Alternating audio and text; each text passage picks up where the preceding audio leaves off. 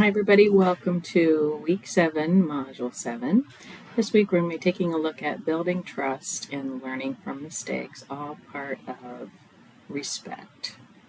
So there are a few pages of content this time around, and then an individual assignment and a discussion as well.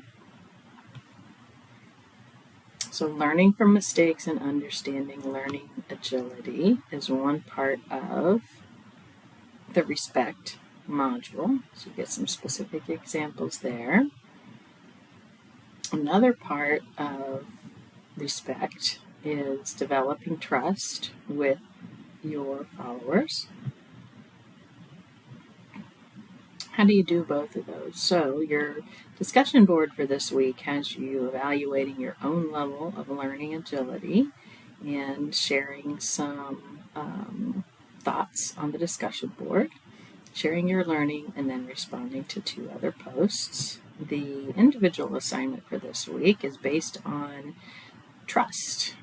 How do you go about it? How would you go about it in a new position?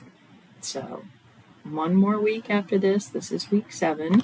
So again, to pass the class, you just need to be able to have completed the assignments by the end of the 8 weeks.